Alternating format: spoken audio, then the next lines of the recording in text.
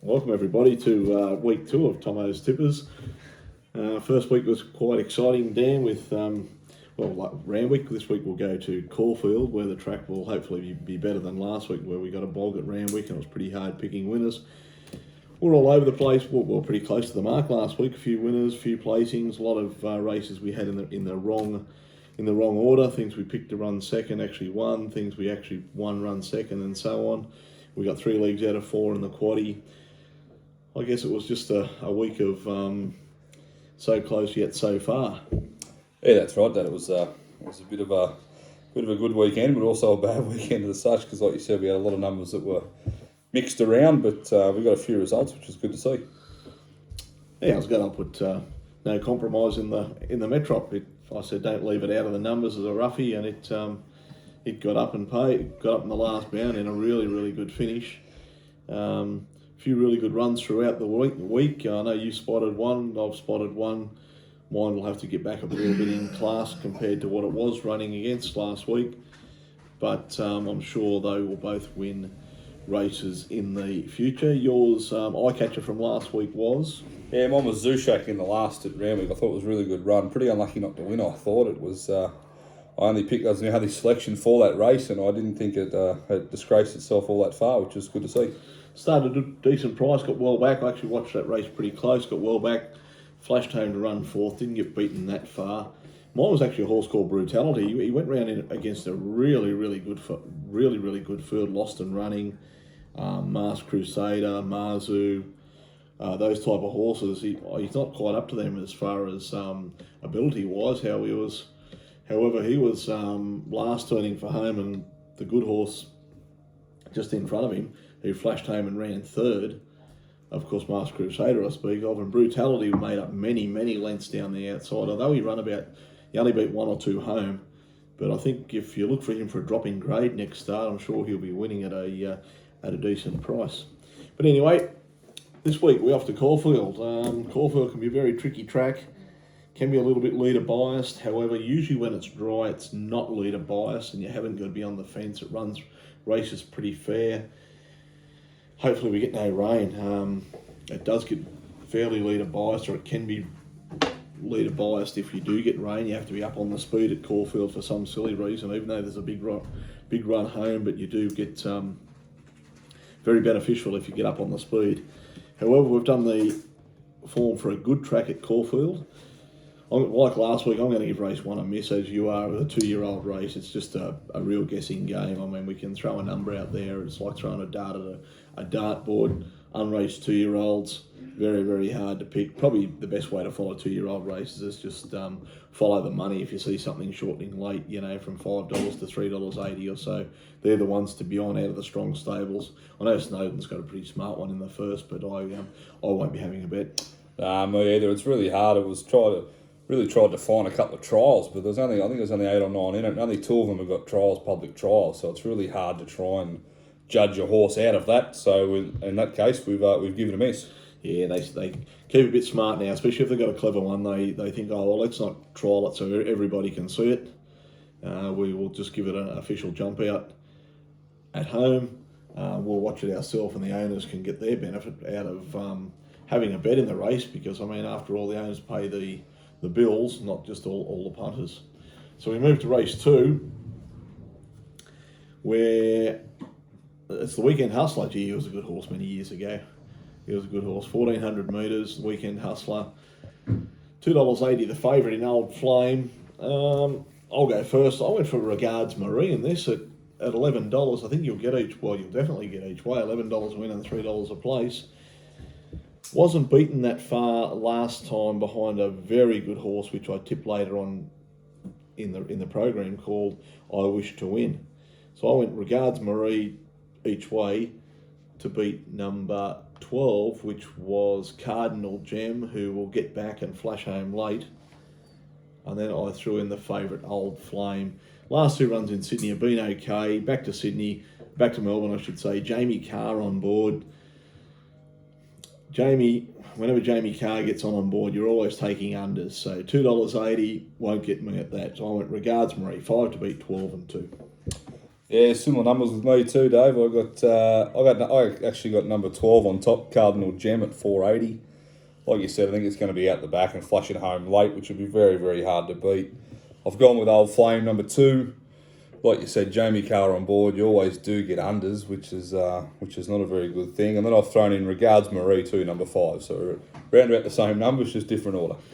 Different order. Oh, well, a box of trifecta up, it should pay something. Because Regards Marie's about $11, so you should get something there. Race 3, not a race I really like in the Middle Thoroughbred Club handicap over 1,200 metres. Look, 6 to 1 the field shows you there's no real promising favourites in it. Just for the record, I'll go quick. I went number 3 in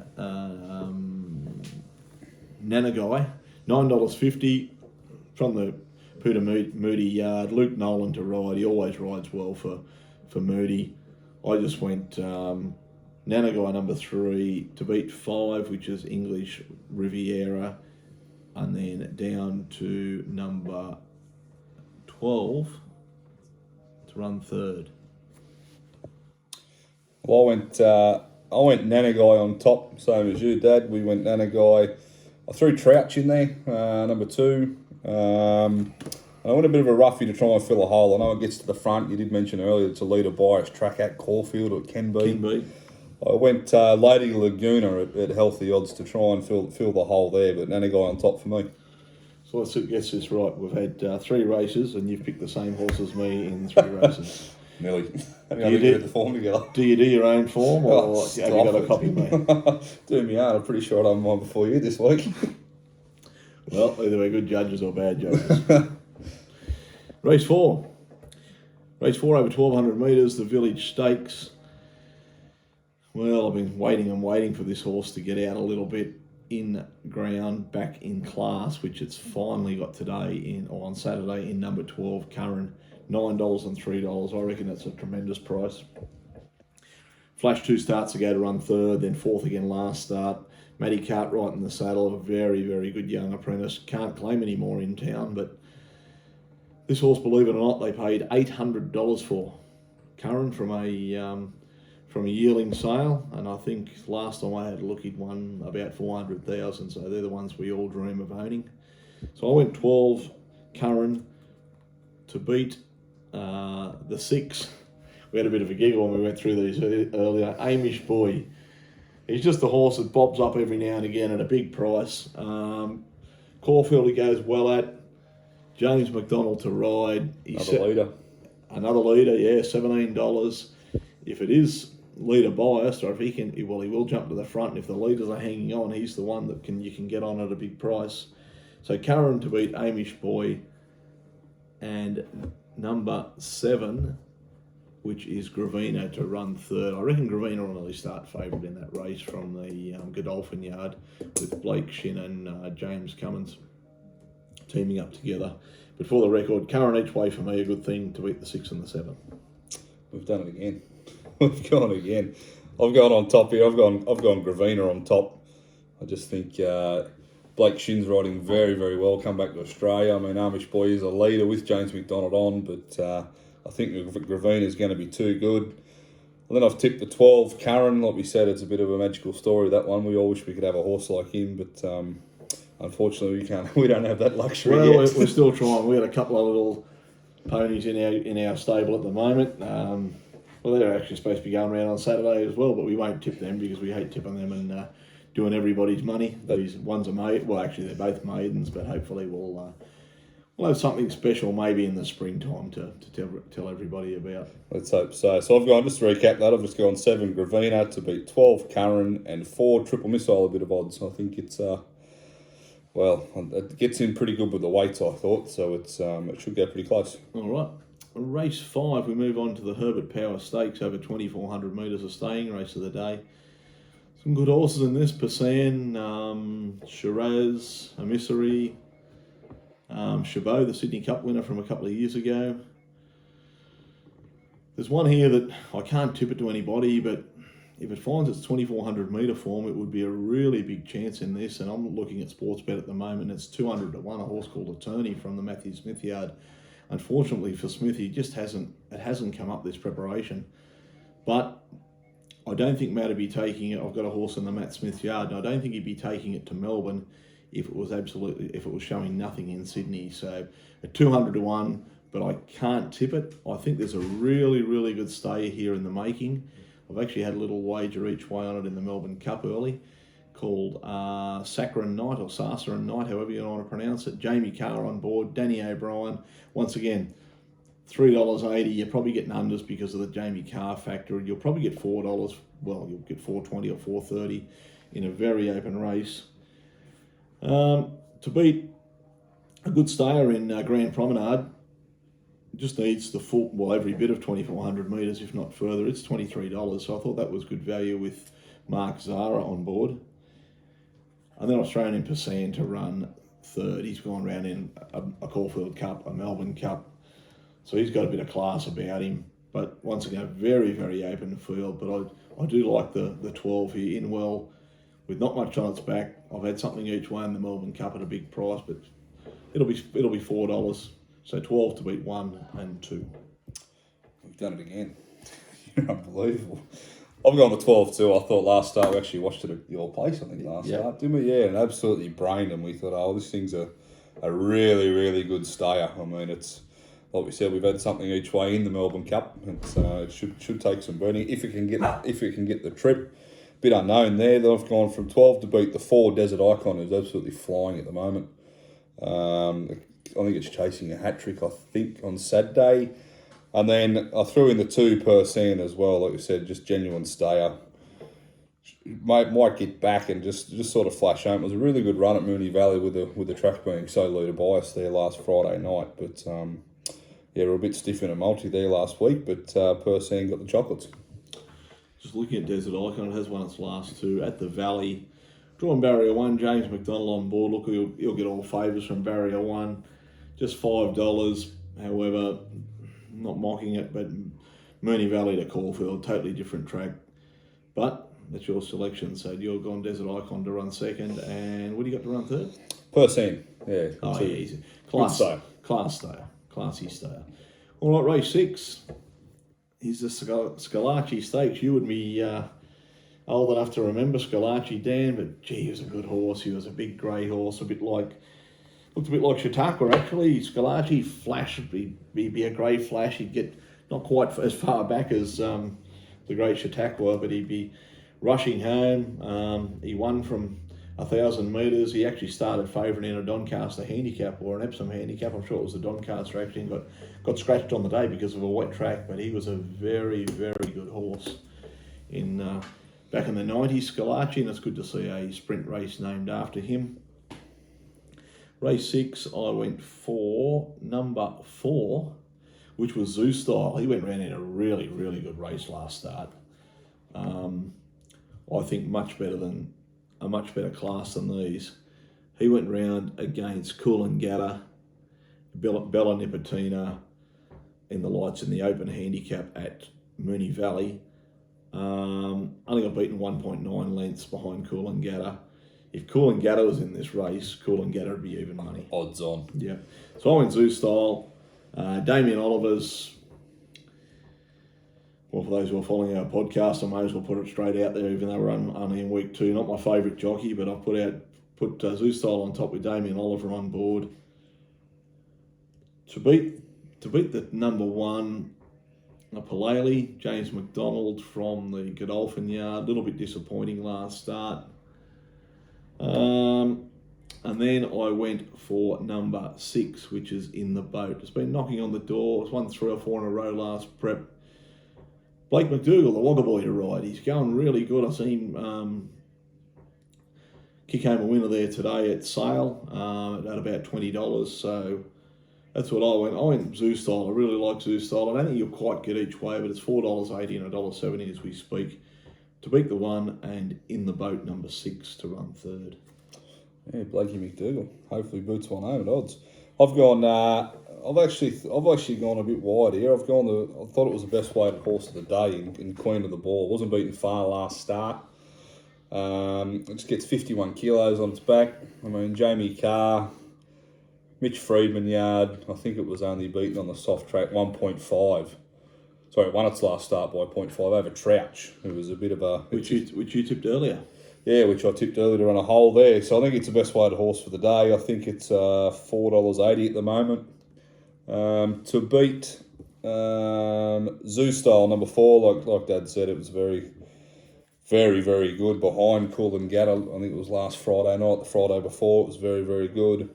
And the jury's out with Pilelli for me. I thought it was very, very disappointing last start, and if only there was something else in the race that I thought could beat it, I'd put it in there, but I just got to throw it in there, unfortunately. Yeah, I'm just looking there. Dan, you said Queen of the Ball. I might have actually missed this. I usually go back and do the form a bit harder than that, but for those form watchers, I mean, it ran 2 starts ago. It ran 4th of 14 at Randwick with Rachel King on board.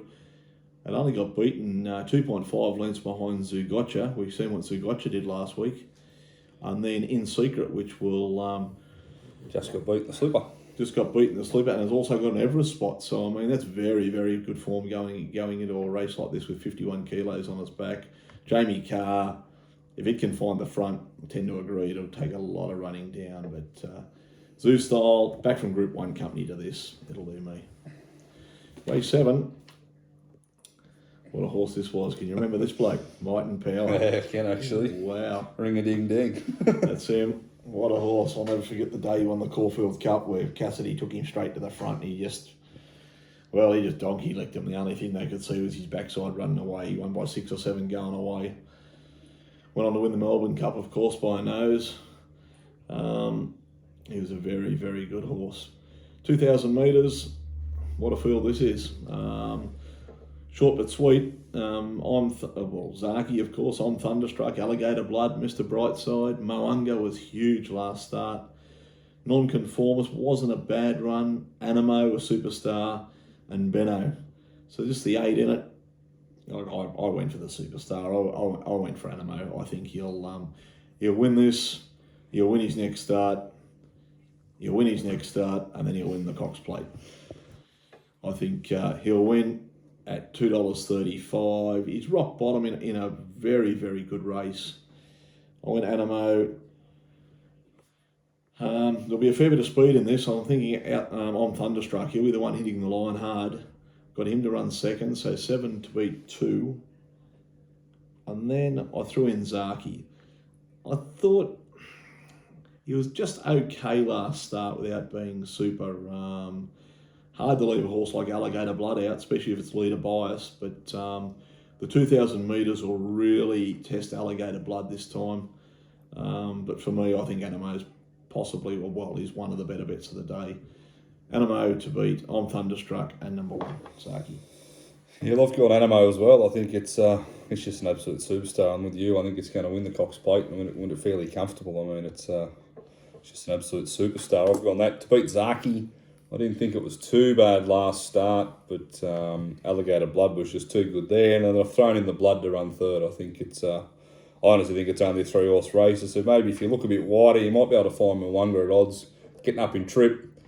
Did see it flash home there in the... Providing they can run home, Dan. Last start, it did run home. Yeah. But if there's no run on, well, Mwanga should be, 30. Well out the back. He should be 30 to 1 rather than 8 to 1. Yeah, that's right. But if there's a run on, if there's a speed lane as they call it, he could be the one to blow them all out. But they'll do very, very well to beat Animo. I'm with you. Race 8. Are we up to race 8 down? Yeah, race 8. Caulfield Guineas. The Caulfield Guineas. Well, throw a dart and hope something you hit the bullseye. Race 8. I went 3 Golden Mile with no confidence, only if that's from the Godolphin James Cummings. To beat the 2 Berkeley Square and the 1. I just went backwards in racebook order. 3, 2, 1, but with no confidence and not much more to add. Yeah, I went the same again. I went Golden Mile number 3. I didn't think it was beaten a long way last start. I don't know if they'd be able to bring it up, but I don't think it was. Yeah, like you said, out of the Godolphin yard, James Cummings on board. I think it's probably one of the better ones, but like you said, Caulfield Guineas is a very, very hard race. So there you go. It's been beaten 1.6 lengths last start behind Juggernaut, who Jack and Owen in Jack super. and Owen in super. That would have been in the slipper. I mean, I think I beat 1.6. I think that's good enough to win this. To beat number 1, I think it's Tajana. I think you pronounce it as. And then I threw in the 10, Amenable, down the bottom. I just think it's a good each way bet down there at $16. Yeah, that'll be a no bet race for me. I won't be having a bet in that one. It's just too hard. The favourite too short for me. Oh, race 9 is the Toorak handicap over the mile. I love betting in mile races. You know, Epsoms, Doncasters, Tooraks. They're always good fun. They seem to, every horse gets his chance because they're often big fields. Plenty of speed on. I think we can see a real up-and-comer here in one I mentioned earlier in I Wish I Win. He's drawn a bit sticky in 12 with Luke Nolan aboard for Peter Moody, but $2.70, he's short enough as well. But the way he won last start with about 200 to go, I reckon there would have been every second punter in Australia, or 90% of punters in Australia, throwing their ticket in the bin. But he just got out, flashed, and actually won well with his head on his chest. Comfortable. Yeah, very, very good win. I went for I Wish I Win, although he's drawn bad, but I think he's just going to get out the back anyway, or reasonably back. Getting back to the front markers, Gentleman Roy, good win last start on a very leader biased track at Moonee Valley. I'm sure it was. If I just have a really quick look here. No, sorry, it was Sandown. Led all the way on a leader biased track at Sandown. So I Wish I Win to beat Gentleman Roy. And I think I put in number 8 in Tuvalu now. Look, he's been a bit disappointing last start. Ran third, started favourite, heavy track. Might go better back on top of the ground. Top of the ground, he's had 6 starts for 4 wins in a couple of seconds. So obviously looking for a dry track. $8.50. Can't back him with any confidence because I think there's a really good one in it in I Wish I Win. So I went I Wish I Win. Gentleman Roy, Tuvalu to run third. Yeah, we've got 2 out of 3 the same again. I've actually gone Tuvalu on top. I think, like you said, it is looking for the dry ground. Was a tad disappointing last start. The only reason why I've tipped Tuvalu on top, and I just don't like the barrier with I Wish I Win. I mean, yeah, won well last start, but out there, I don't know what's going to happen out there. So I went Tuvalu to beat I Wish I Win. And then I threw in the 4, Law of Indices, I think it's pronounced as. I think it's from the Gay Waterhouse Yard. Gay Waterhouse Yard.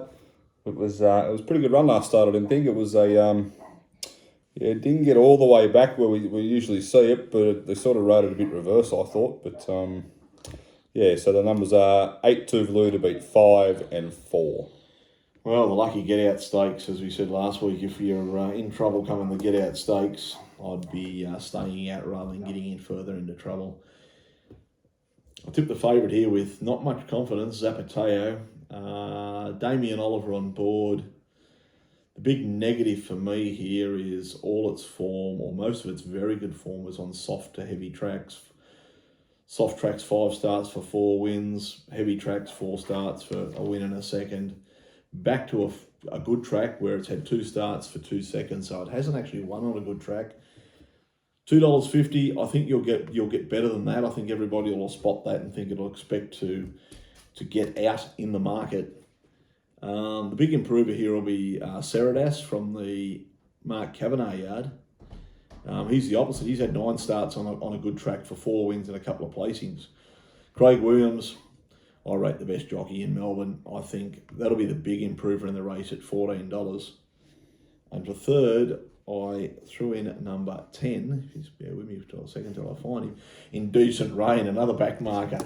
Ethan Brown riding very, very well. Good run last start. Kieran Maher, Dave Eustace, well, they could train a broomstick the way they're going to win something. But at $18, not a bad trifecta here. Zapateo, if you want to take the $2.50, but if you don't, I won't be backing him. He's too short for me. But if you want to have something each way, Ceradas the 2 and Decent Rain number 10 for me. Yeah, we've gone similar again. I think every race we've nearly gone the same here. But anyway, I've gone Zapateo as well. I think on top, like you said, it's a bit of a question over the good track, but anything's going to happen over here. But I've gone then from the 8 Shazzy at $16. They scratched it last week. Yeah, I actually tipped him last week and they scratched him out of the race in Sydney. They scratched him, so I've gone with him, and then I've thrown in Decent Rain. I actually had this horse earmarked for the Kosciuszko, but it hasn't got a slot. Coming from highway grade, I think it's just a good each way bet at $18, which should be good. Fair enough. Well, no secret best of the day for me is I Wish I Win. I think whatever beats that will win it. As I say, I was very, very impressed with him last start. He just had nowhere to go with 150 metres to go in the race. He just got off heels, flashed home, all but one with his head on his chest. So he's my best tomorrow. I Wish I Win. I'll run through the multi, of course, before you go, Dan. So my multis, Sacred Night, I think they pronounce it, into Zoo Style, into Wish I Win, and that should be a decent old price. You should get, well, $2.50, 10. It's about $21 or $22 in the multi. So $10 is $210 if the three of them win. That's my multi for the week. Good luck. Yeah, my best of the day. I'm in race 4 actually. I'm in race 4, number 7, Gravina. I think at $5. I mean, it's hard to leave a superstar animal your best bet, but we're looking for a bit of value here. My best roughie of the day, I think, is race 5, number 2, Persan, like we just said before, genuine stayer. It's just a really, really good horse. And my multi of the day is race 4, number 7, Gravina. Race 6, number 9, Queen of the Ball, like I mentioned before, the best well-weighted horse all day, and we've thrown in the superstar animal at 56 to 1. Oh, well, I like your thoughts here. I hope my mate Jeff Turnbull's listened to our podcast. He's a bit like you, Turnbull. He tips things best roughie of the day at $8.50. They're real rough. They're rough enough. Not real rough. But anyway, as my mate used to say, the horse doesn't know it's 100 to 1. Other than that, I thought Curran was a very, very good chance. That's where my money will be going on the weekend. Race 4 against your best bet. Take the Quinella. Take the Quinella. Take the Quinella, you won't miss. Anyway, folks, good luck, good punting, and we shall talk again next week. Thank you.